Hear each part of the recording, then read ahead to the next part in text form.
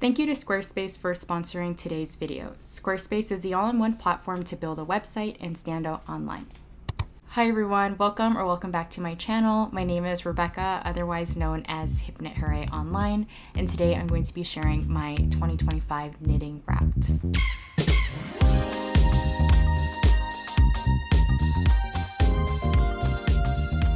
So this knitting wrapped video is essentially a Spotify wrapped, but for my knitting. I really enjoy making these, especially before filming my everything I knit in a particular year video, because I find that those videos are very fast paced and I don't necessarily get to talk about some of the highlights of my making for the year. So in this video, I'm going to be going over my favorite projects, my least favorite projects, some of my most worn garments and accessories, favorite designers, favorite and least favorite yarns, and then tools and notions at the end.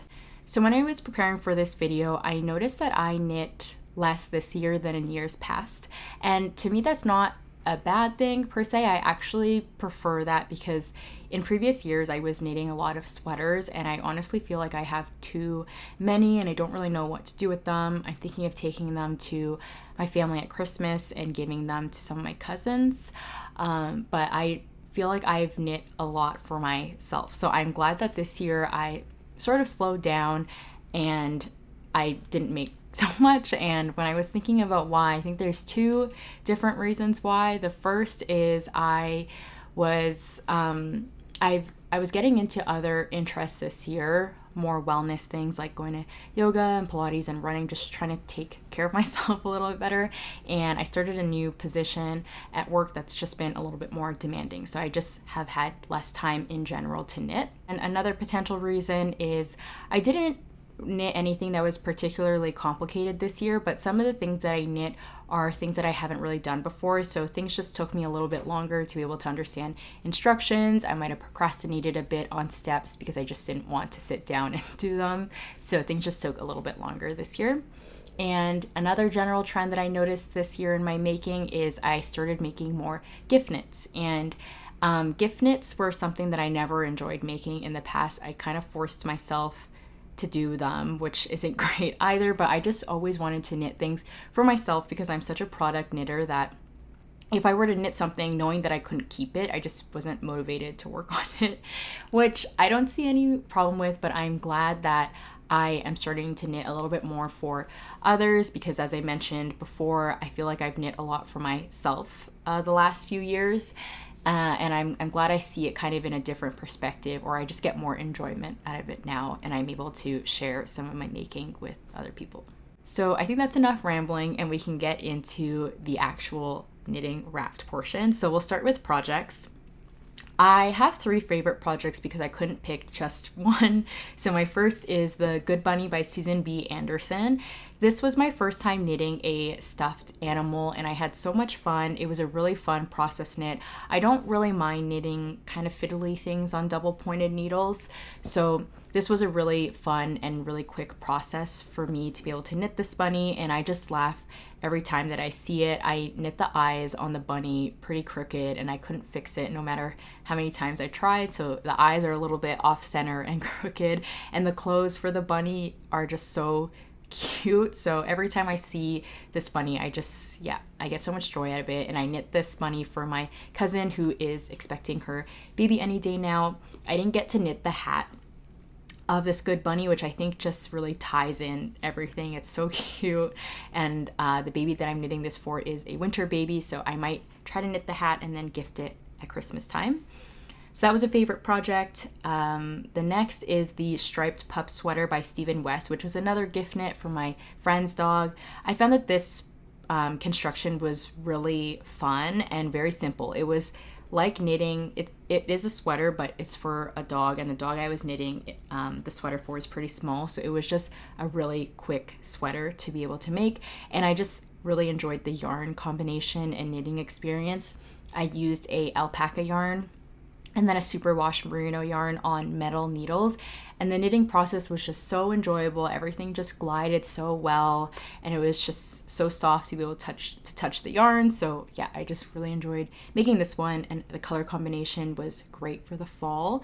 And then the last project that I really enjoyed making this year is one that I added to the list because I wanted to include something that I knit for myself, and it's the Tombow Tee by Florence Miller. I just have really good memories with this project. I'm still working on it, but I hope to finish it by the end of the year because it was a travel project for me. So just really nice memories when I see it. And it is a fingering weight garment. So I just think that the finished fabric is really nice. And I also like the color combination that I chose for this tee. So reflecting on this, it's showing me that I first need to knit more stripes or just color work projects. Not that stripes are like a very difficult color work project, but I do want to knit more color work than just instead of just one color stockinette projects for next year. And I may try to knit more animals, either from Susan B. Anderson, because there's the whole Good Animal, I guess I'll call it, series from her, but also Cynthia, I'm forgetting her last name, but Moosh and Friends is another knitted book that's really popular that I do want to try knitting from next year and get into more knitted toys. So those were my favorites, and moving on to my least favorite projects. The first is the Jenny jacket, which I was kind of surprised about because it took me so long to knit, but I'm just not a fan of the fit or the color. It's very interesting because I used to knit and I used to love wearing gray so much, but I realized that it kind of washes me out, at least like that light gray. I don't enjoy it on my undertones anymore, so I just don't really reach for it. And I also think that I don't like the fit of this jacket for it being a jacket. I think I knit it too cropped, which was it was my bad, but because there's double knitting for the button band, I'm not going to make the jacket any longer. And I also think that it's a little too fitted for a jacket. I can't wear another sweater underneath without the sleeves being a little tight and then it fitting weird along the shoulders. So it's very much more of a cardigan, and I think I wish I knit it less cropped and also a size up so it would fit more like a fall or spring jacket. My second least favorite project is another pattern by Petite Knit, and these aren't really a critique on Petite Knit patterns. It's just my experience and I guess like how much I use the pieces afterwards. So for the Marie pillow, it was very much the process that I didn't enjoy. I intended to fully make 2 pillows so they can be a matching set in my living room, and I will never make a second one again. I just thought that the stitch pattern was really tough on the hands. A 50 by 50 centimeter pillow is also way bigger than what I expected it to be before I started, like how much time it would actually take to knit a 50 by 50 centimeter panel in garter slip stitch on 3mm needles. So it just took a little too long, and it's not a very practical pillow. Like, it's not one that I'm willing to just like throw around and use all the time. It's very much like this is going to look nice as a decorative pillow. So maybe not the most practical project either, and I really didn't have a good time trying to sew the back lining to the pillow with my sewing machine. I messed that up a lot, and the knitted fabric kept getting stuck on the feet of my sewing machine. It was making me really nervous that the stitches were going to get caught. So it just wasn't a very good making process, and yeah, not my favorite as well from this year. And before we get into the next category, I wanted to chat about Squarespace, who is the sponsor of today's video, as I've been using Squarespace to build my website, which I am hoping is going to become an online shop of physical and digital products, as well as a blog and portfolio. Squarespace offers so many professionally designed website templates for different business needs, such as blogs, portfolios, online shops, and services. These templates are a great base to be able to customize the color palette, layout, and features using drag and drop editing. This page here I created using a template page, and I was able to really easily edit the layout, the background effects, the color, the fonts, and the photos to really customize it for my ornaments, my pop-up markets, and my latest makes. For my online shop, I wanted to create a really clean and simple page. I uploaded the images, added a short description about the materials, dimension, and details for each product. And Squarespace has built-in tools to manage inventory, fulfillment, shipping options, and SEO tools. So it's been a really long time coming, but my website is now live so you can see what I've been up to and check out all that Squarespace as a platform has to offer. So you can click the link in the description below to check out all of these features with a free trial. No credit card information is required. And when you're ready to launch your site, head to squarespace.com/hypnothooray and use the code hypnothooray to save 10% off your first purchase of a website or domain. Moving on to my most reached for garments and accessories. For this category, I like to chat about garments that I didn't necessarily make in this year, but I continue to reach for the most. So the first is my no frill sweater by Petite Knit. I decided to wear it today. This was something that I've wanted to knit for the longest time. It's a really boring staple knit, but it's just such a nice fit. I love the wider raglan. I love how the neckline here is a little bit wider and you can see a t-shirt underneath. I like the layering of that. And there's really not that much more I need to say about this sweater, but ever since I cast it off, I reach for this several times a week. It's just such a nice basic piece to wear, both just casually and also to the office. And my favorite garment that I knit for the summer is still my pie camisole by Crea Dia Studio. I don't know if she is coming out with designs anymore, but this pie camisole has continued to be my most worn knit top. I think for 3 years now. I absolutely love that camisole. And my most reached for accessory is my Ellen headband by We Made Wardrobe. I love this headband because I got bangs this year, so I'm not really wearing my knit hats anymore. This headband just really keeps my ears warm, and I absolutely love how it looks in a special hand-dyed yarn. So that is something that I have continued to use almost every single day since it's gotten cold here in Toronto. Okay, so I'm ready to chat now about designers. So my most knit from designer is the same one as previous years. It's Petite Knit. I knit 4 projects from her patterns: my Jenny Jacket V-neck, Lulu Slipover, Marie Pillow, and No Frills sweater. Yeah, just a really basic answer, but I just love her patterns. And all of these were my first time knitting these patterns too, so no repeats from her, but she is my most knit from designer this year. My favorite new to me designer, I have 2 here. The first is May Knits. And if I were to kind of compare this to like a Spotify Wrapped, I think I would probably be in her top 1% of fans because of how obsessively I was checking her Instagram page for the Jelly Top test knit call. I was checking her page multiple times a day for that test knit call because I was so interested in her design process earlier on in like late summer, early fall, when I was seeing her create the jelly top. I really enjoyed May's pattern writing style, and I think May is just such a kind person. I think that May's designs are very unique and different, but still quite wearable, I would say, and pretty fun statement pieces. So I knit the jelly top, but I'm also thinking of knitting a few other designs from her, like the Ringo top. I'll put a photo here as well. I'm hoping to knit that hopefully next year.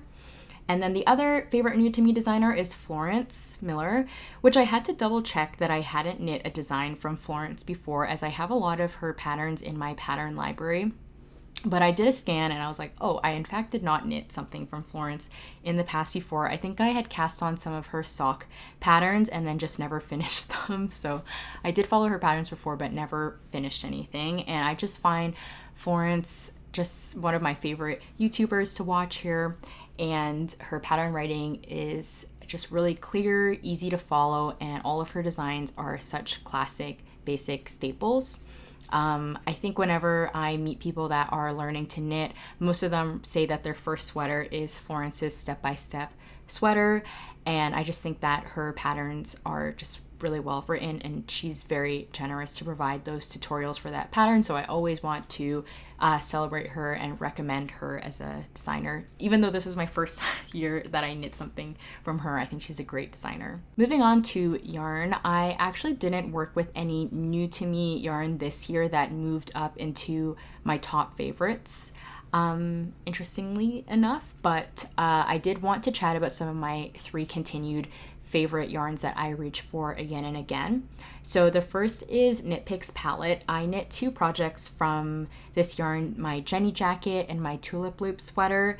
I don't know how much I'm going to be ordering from Knit Picks in the next few years.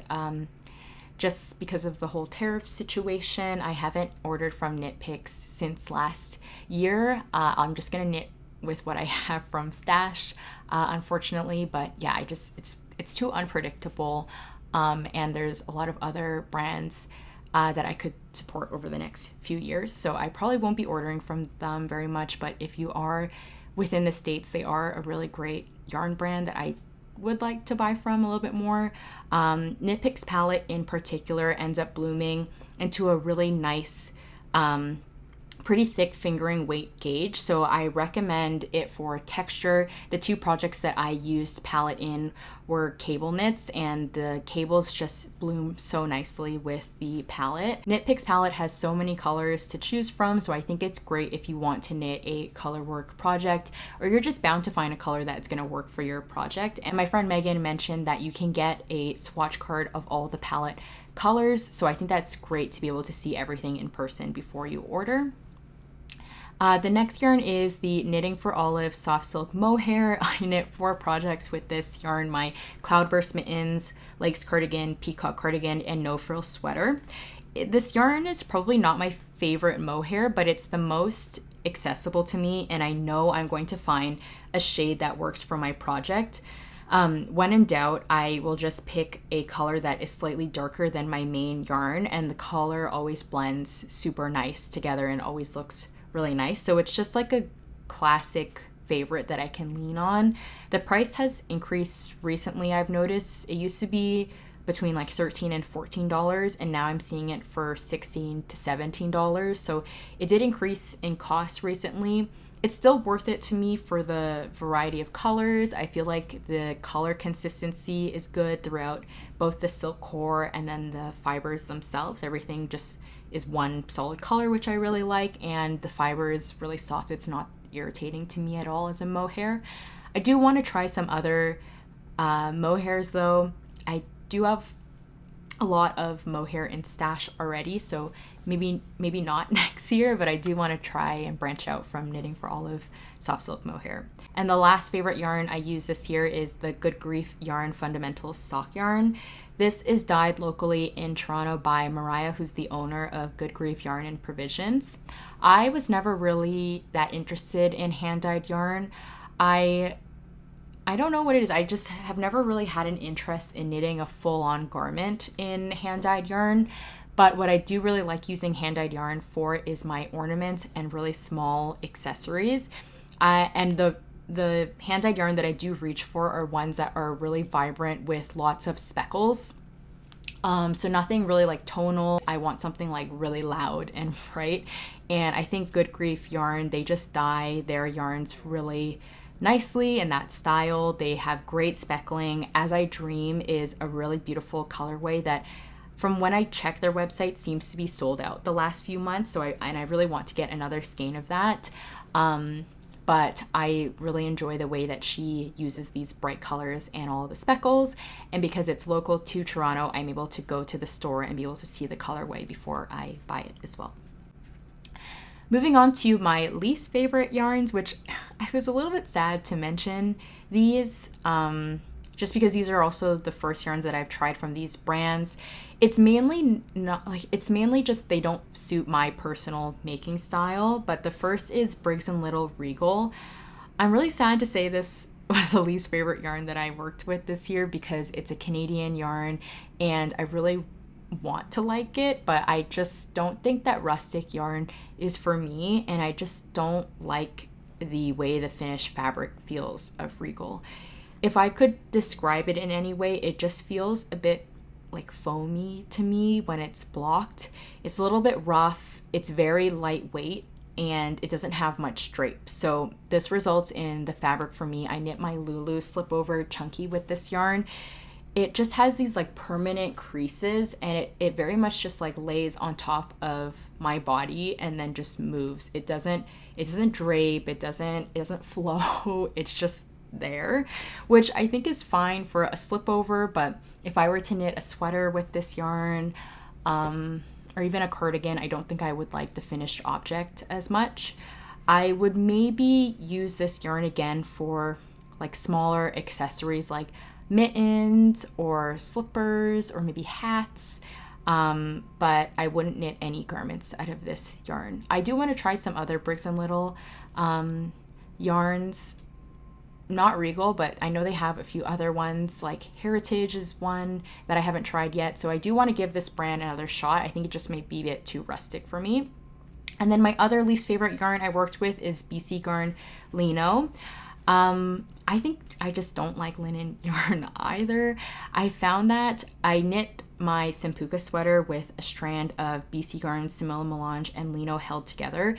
And I just think that the Lino makes the fabric really stiff, which I don't really enjoy. It has kind of a weird shine and like texture, like different textures to it too. So I feel like it creates a bit of a muddy look. I knit this sweater in black, but even in other colors, I don't really love the look of this yarn. And I also found that there were a lot of knots in this ball of yarn. Sometimes there'd be more than 3 in one ball of yarn, so it just wasn't a very enjoyable experience to be able to knit with this yarn. And I do think that, I mean, maybe you would knit with this yarn on its own, but I do think that if it's meant to be held with another strand of yarn, I'd much rather use a mohair or a lace weight alpaca or wool instead. So those were all the highlights I wanted to mention for yarn that I used this year. Last year, I think a hard lesson that I learned is that it's worth it to invest in wool, not necessarily like luxurious or hand-dyed wool. It can still be affordable, but 100% wool, because if you're spending so much time knitting a garment, it's better to just have something that you're going to enjoy. It's better to just enjoy the finished product as much as you enjoyed the process by knitting it with a fiber that's going to last and that's going to hold up as well. And that lesson still stands this year, but I think I also learned that a little caveat is it is worth it to invest in wool, but for me, I don't think rustic yarn is for me. I knit with some more rustic yarns this year because I wanted to give them a chance, like Briggs & Little Regal or Holskarn Super Soft, Isire, Davini, and I just don't love the way that rustic yarn feels, and I don't really like the knitting process either. This might be a little controversial to say because I know there are some environmental considerations with superwash yarn, but I honestly do love a superwash merino wool. I just enjoy the knitting process and I enjoy wearing the finished garment more than I do rustic yarn. So I think that was the lesson for me. Like 100% wool is still a great investment, but not to force myself to like something because I feel like I should like it, like with rustic wool or rustic yarn. Yeah, I think that was a lesson that I'm going to take away from this year. And the last category is techniques, construction, and tools. This is going to be pretty fast because I don't think there's that many new things in this category. I didn't really use that many new tools, and my construction and techniques were kind of all over the place this year. But my most used technique was double knitting, which is not a groundbreaking or particularly interesting technique, but I did use it a lot for my Ellen headband, my Jenny jacket, v-neck, my peacock cardigan, and Lulu slipover. I really enjoy double knitting, and I feel like I've really been able to master the technique thanks to tutorials by Kimmy Mulcomb and Petite Knit. So I'll link those down below. I'm sure you've seen them before, but those have really helped me, and I really enjoy the look of double knitting. And I don't enjoy knitting it that much, but I have learned that it's worth it and to appreciate the slowness of it.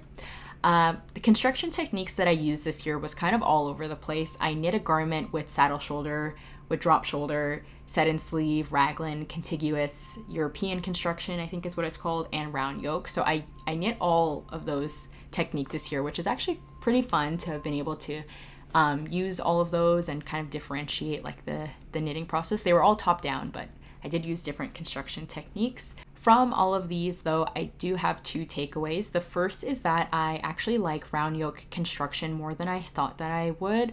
I have always heard some mixed things about round yoke construction, like it's hard to get nice shaping and get the yoke to be like an appropriate depth where you don't get that like swancho look where the sleeves are really deep down here and the yoke of the sweater is also like down to your elbow. So I always heard like mixed things about it, and so I wasn't ever interested in really knitting a lot of round yoke pieces, but I knit my peacock cardigan and I really like the look of the lace radiating around that yoke, and it's making me really want to knit a color work yoke sweater next year, so that's something that I'm definitely going to look into. And I also realized that I don't love the look of a drop shoulder sweater or cardigan, both in terms of the knitting process and how it looks on me. I don't really like all of the seams. I don't really like how it extends the body out and like cuts off at the top of the shoulder here. I much prefer the look of a raglan or a round yoke on me personally. I do have a lot of drop shoulder sweaters, so that's like a lesson for me. I probably won't knit too many more in the future. And then the last thing I wanted to chat about is favorite tools. I don't have that many this year, honestly. I didn't experiment with new tools, but the first is my ChiaoGoo needles. I used my 2.5 millimeter and 3 millimeter needles from ChiaoGoo a lot for the socks that I knit this year and a few of the garment projects. It's making me really want to look into getting a full set from ChiaoGoo, either like their longer 5-inch needle tips or their shorty set. I'm trying to de-influence myself from getting it though, because I don't need them. I really like the knitting process with ChiaoGoo, so I would recommend that others get them if they're in the market for needles. But I don't have any problem with my knitting needles from Knit Picks, so I don't really want to, and I don't think that I need another needle set, but I do really enjoy the knitting process, and this year I really appreciated my ChiaoGoo needles. So yeah, maybe I'll get myself a set, but I really don't need it. And my last favorite tool that I wanted to shout out this year is one that I went to go grab, and it's my Basket project bag by the Knitting Swan. This bag was gifted to me by the Knitting Swan. I genuinely really like it, and I wanted to shout Tao out because I think she is an awesome small business based in the UK, and I really like this bag more than her large project bag actually, because it is more portable and just the shape of it. This one is great if you are just leaving your project bag at home. It has a really sturdy base. It's really high quality quilted fabric, but it's not the most portable when I want to take my knitting on the go. So I do find that I like pull my project out of this and then shove it into a tote bag. Whereas I feel like the Basket is a lot more portable and compact. Like it fits really well in my backpack like this. It still has the flat base, and the drawstring here keeps your project really secure, but it's just a thinner fabric than the large project bag. So it's just, yeah, more portable, but you can still fit a lot in here. And I really enjoyed this design. I think it's really different than other project bags on the knitting market. So I also just wanted to share that I really enjoyed this project bag, and yeah, to check out the Knitting Swan, which is a really lovely small business. So that was everything that I wanted to share in today's video. Thank you so much for watching, and thank you so much if you reached this point of the video. I would love to know down below what your favorite project was this year, as I get some inspiration for my 2026 Make 9, but also for a giveaway. So to thank you so much for your support and for watching my videos over the past year, I would love to give away a pattern on Ravelry to 5 people that I'm going to randomly pick down below that leave that comment noting what their favorite project was. I will include all the details in the description of this video, as I'm sure there are some important legal things that I'm forgetting to mention and other requirements. So I'll put that all in the description, and I will announce the winners in my next podcast episode. So not my next video, but my next podcast episode. And it's just a really small token of appreciation that I can give to you for supporting my channel. So thank you so much. I'm so happy to have another year of making in the books, and I will be saying goodbye now and happy knitting until my next video.